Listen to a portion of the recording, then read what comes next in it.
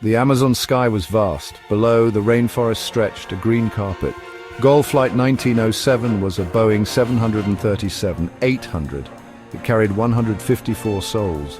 They were heading from Manaus to Rio de Janeiro, a routine domestic flight. The aircraft climbed to its cruising altitude, 37,000 feet. Then, silence. On the ground, air traffic controllers watched their screens. Flight 1907 was a blip. Then, it was gone. Vanished from the radar. No warning, no distress call. Controllers tried to make contact.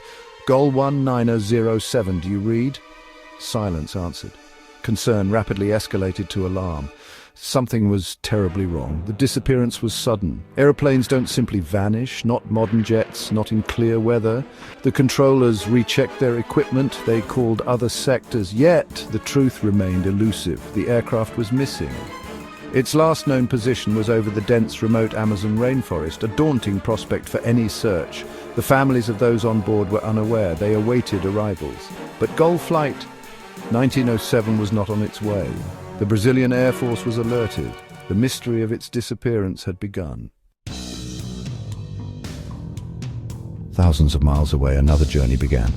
An Embraer Legacy 600 business jet, fresh from the factory.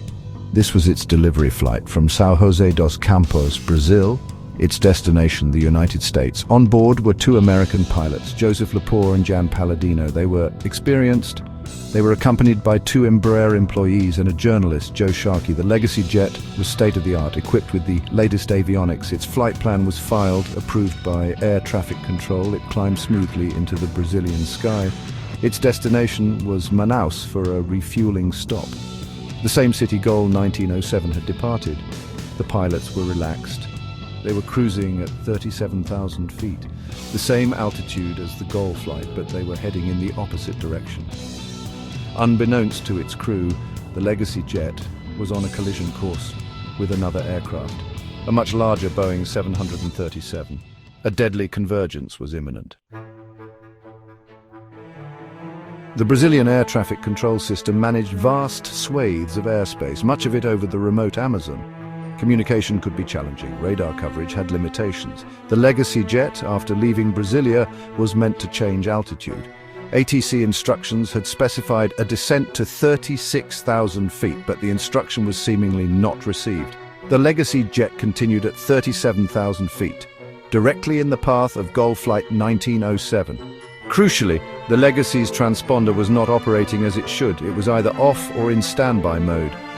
This meant it was not broadcasting its altitude.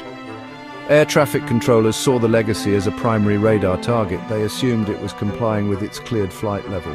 The pilots of Gol Flight 1907 had no warning. Their traffic collision avoidance system, TCAS, relies on transponder signals from other aircraft. The Boeing crew flew on, unaware of the smaller jet, about to meet in the most violent way imaginable. The moment of impact was terrifyingly swift. The left winglet of the Embraer Legacy jet sliced through the left wing of the Gol Boeing 737. It happened in an instant. The damage to the Boeing was catastrophic. The 737 immediately lost lift on its left side. It entered an uncontrollable dive. On board Gol Flight 1907, chaos erupted. The Boeing 737 disintegrated in midair.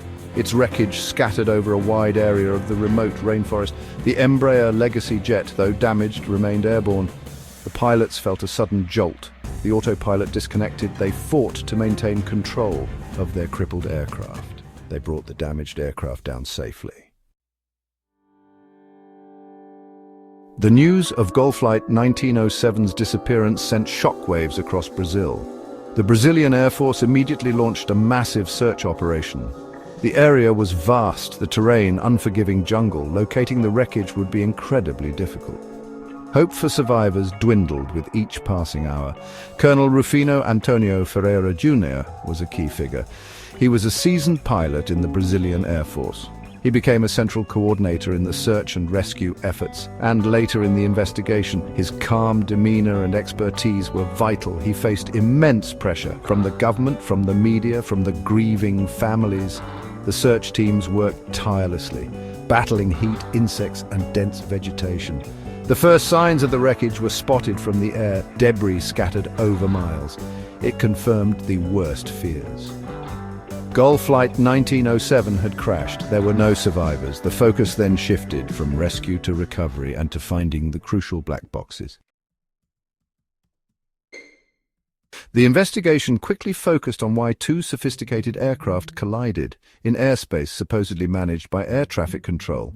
The legacy jet's transponder became a central point of inquiry. Evidence suggested it had been inadvertently switched off, or set to standby. For nearly an hour before the collision, it was not transmitting its altitude. This rendered it partially invisible. A ghost on ATC screens. Air traffic controllers in Brasilia were responsible for the airspace. The sector where the collision occurred was a busy one. The controllers on duty faced several challenges. Their equipment had known limitations. Communication with aircraft over the remote Amazon could be patchy. Critically, when the legacy jet's transponder ceased broadcasting altitude, the controllers did not take adequate action.